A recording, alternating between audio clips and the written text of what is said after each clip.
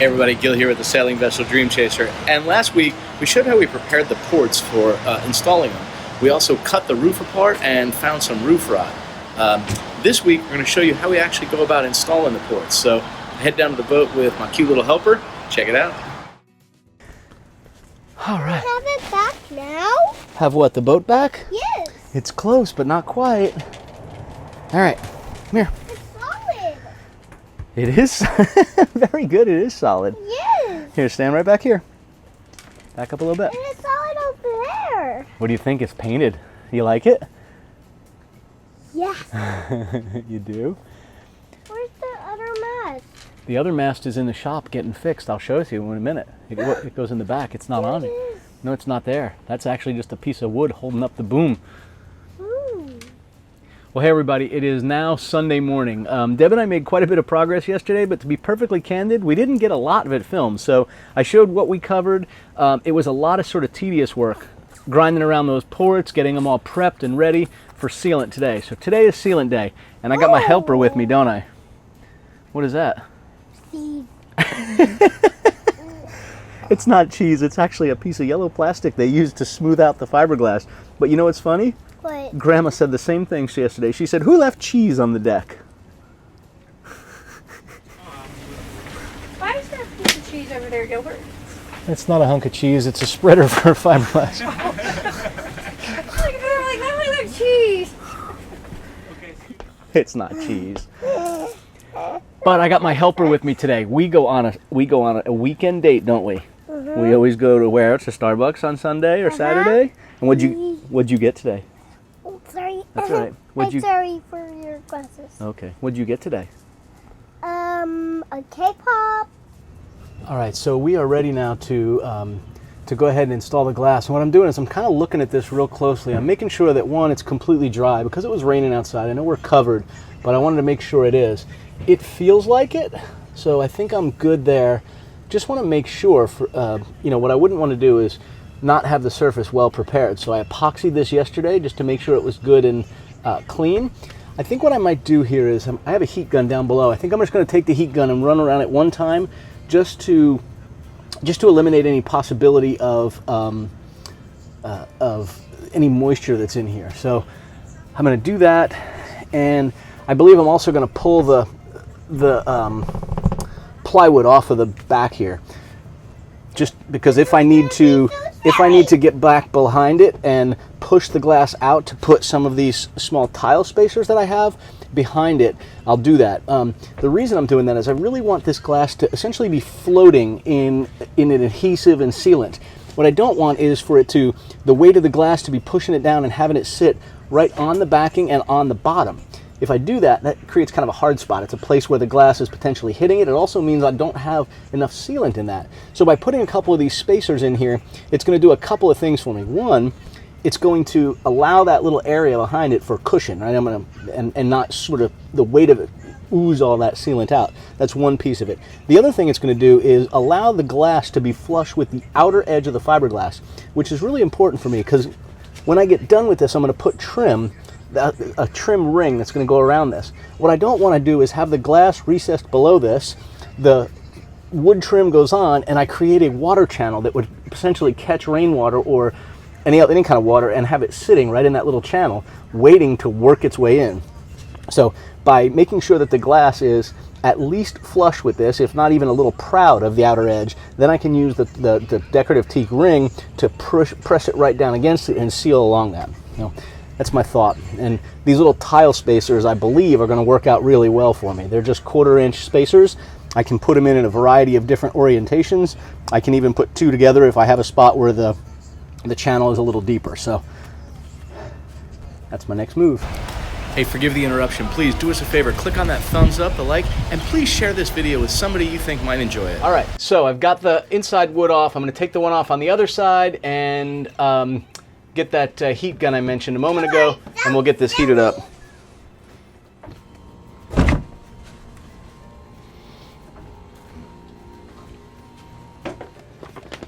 So I just took a little bit of a detour here, and I noticed there was some overspray on this inside of the frame, which makes sense, right? I had the plywood on the back side of this, and then they sprayed this. Deb and I have been debating on whether or not we are going to varnish the interior or we're going to paint it white on the inside. If we're going to varnish it, certainly we want to be down to the bare wood. And I figured this would be much easier to sand while the ports are out than when the glass is back in. So I've at least sanded these rings down to a place, this inside decorative wood, to a place where at least if I needed to sand any more inside, I could certainly do so with the sander and not have to try and turn it up at an angle and get it in along that edge of the glass. So I've wiped all of this down, and just to make sure it's dry before I mate the surfaces, I'm just going to use a heat gun and on low setting here, and just kind of dry this all the way out as I go around it. So away we go.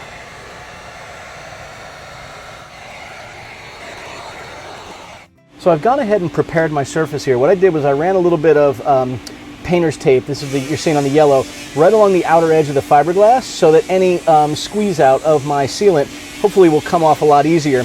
I went ahead and ran just masking tape, a less expensive barrier just below that in case any runs down. I also went ahead and lined the inside of this with a masking tape as well, so any that oozes inside, what I'm hoping I can do is put enough in there that it oozes out and come back in later with a razor blade running along the glass and trim that nice and level.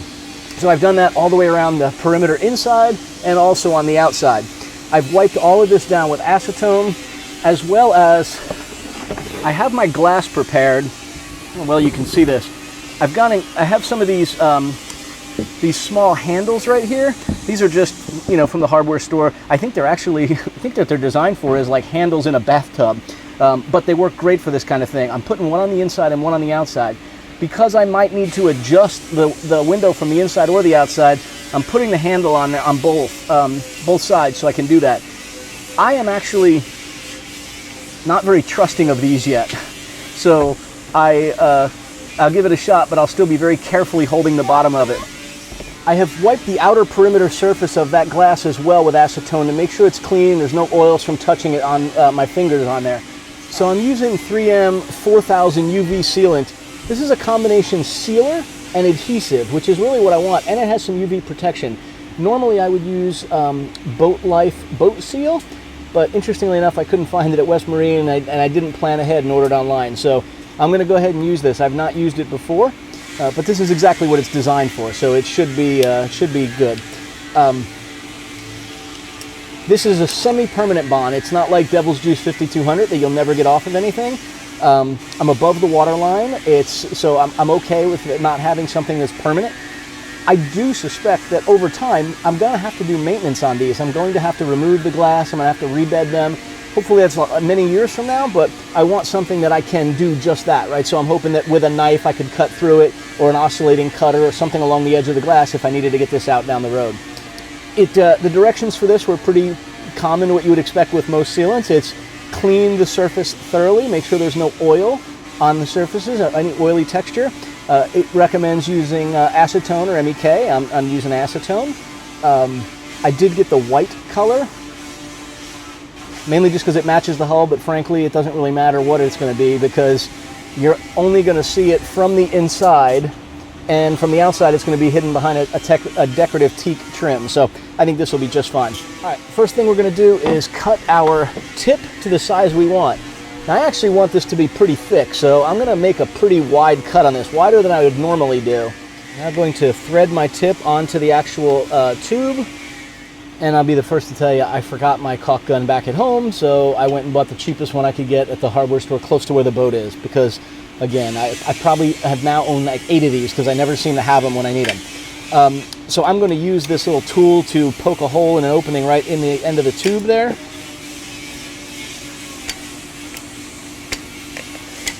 And on this one you also have to pull the tab off the bottom of this, so I'm going to do just that. Now anytime I first start this, I want to go really slow and see just what the flow is of this stuff. It's pretty good.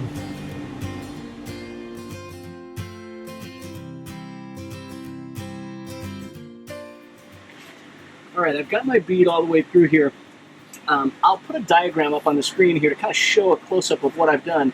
I have it thick on the inner lip and a little bit thin on the outer lip, and I'm going to try this first one and see how well that goes in. I may change my technique when I get to the next one, but that's my first Windows method of doing this. I have more sealing than I probably need here. I'm definitely going to have some cleanup to do, but I would rather make sure I have enough in here. So that's kind of where I'm going.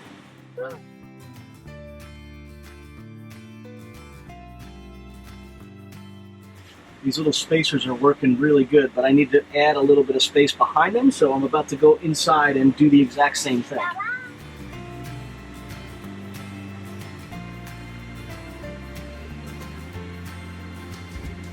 Once the port was in place, it was now time to re-caulk around the outside to fill the gap. Pulling up this tape was oddly satisfying for some reason.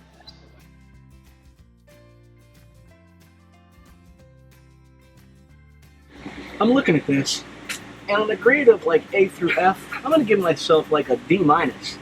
This looks like crap. I'm hoping that I'm just going to let it seal because I have it sitting in the right place here. And I believe what I'm going to do is I'm going to come back with a razor blade. I'm going to trim this. My thought was to peel the tape off while the sealant was still wet, making it would give it a good line. Unfortunately, what I didn't think of is I had it so thick in a few places, it ran and it's actually just glopped down onto the deck. I don't want to actually wipe that up yet with a towel because I don't want to risk using some kind of solvent that would keep it from curing. So I believe what I'll be able to do is scrape that off with a razor blade when I'm done. I sure as heck hope so. All right, so it looks mirror image. I'm now working on the one on the other side. I think I'm going to try a slightly different technique. I'm going to dry fit the glass again, and I'm going to measure how many spacers I need in each corner in hopes to get it right the first time versus what I did there, which was put it in and then push the wedges in, the spacing wedges in. I feel like that was maybe the wrong approach.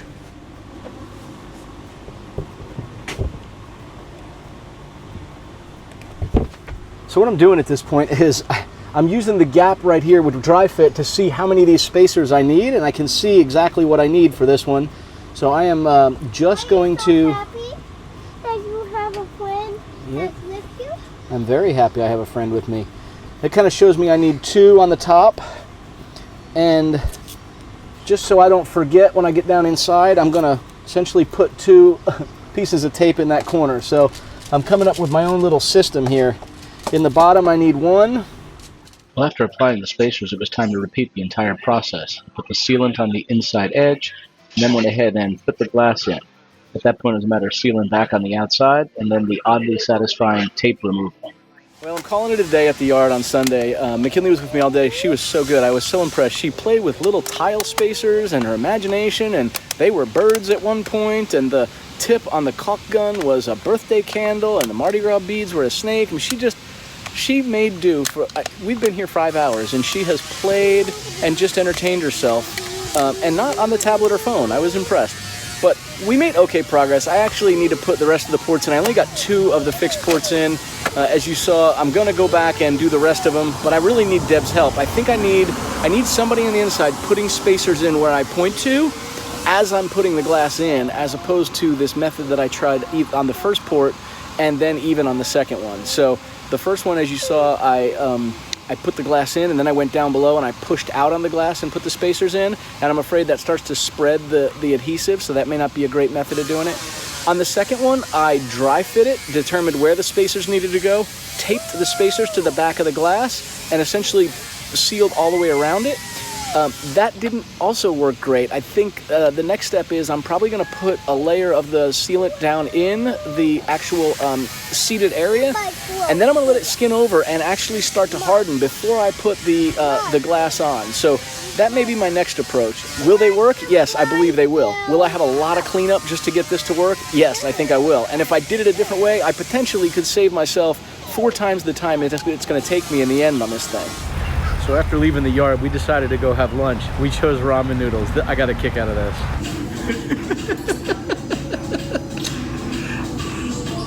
You're about to drop it.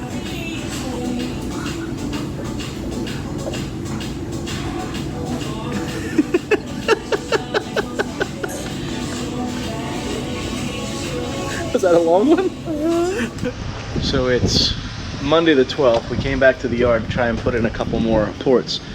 We put 2 more in. I didn't like the way I did the last one, so I thought if I had Deb's help and I had her put the spacers on the inside, it would work better. And it certainly made it easier having somebody that could put the spacers in while I was on the outside pushing in and checking the, the levelness or flatness of the of the glass. But in the end, I don't know that it gave me that much better of a of a fit. I think either way, I'm gonna have to do some additional work here and trim these things a little bit better, trim the caulk around them. Let me just kind of show you what they look like here as best I can. You can kind of see the front ones. Then we go down to the side here.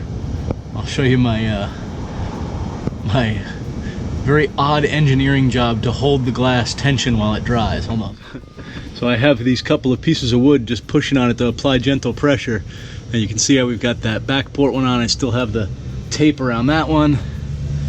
And then as we go up to this odd shaped one here, you can see the tape around that one as well. Won't peel all that off tomorrow.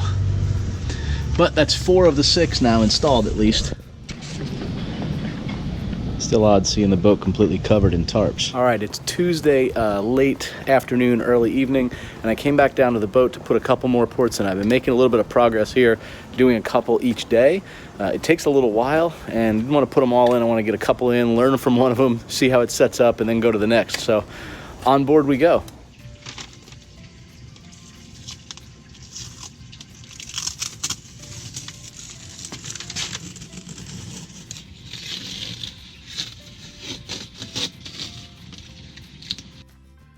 Well, after removing the tape off the aft starboard window, I went ahead and repeated the whole process over on the port side of the boat. I started with putting the caulk in, put the glass in place, put the spacers in, caulked around the outside, cleaned that one up, moved to the second one, and frankly repeated the entire process, just like we had earlier. Because this was a lot of tedious work, repeating what we'd already done, I didn't take time to comment as I actually recorded the video. I'm just showing this in fast motion to show you how we've modified the approach a little bit with each port and more that we learned. I'm not just running a razor blade along the edge of the fiberglass and the glass. The idea is to cut the caulk smooth right along the edge of the glass and get rid of any excess that might be there. Hey everybody, we hope you enjoyed this week's video, and if you did, please do us a favor, give it a like and a thumbs up, and if you wouldn't mind, click on the little bell icon after you subscribe to get notified of any new content. We also hope you check out a couple of playlists here. This top one up here is going to be a family trip we took sailing from Houston to New Orleans. We took it with the grandkids and it was a blast. It's a 6-part series. We hope you enjoy it. The bottom one's going to be one that the YouTube suggests based on the type of content you typically watch. We don't often ask for a lot, folks, but we would ask if you could do us a favor, please share our channel with somebody else. We're getting close to 2,000 subscribers, and we'd love to squeak it over the top.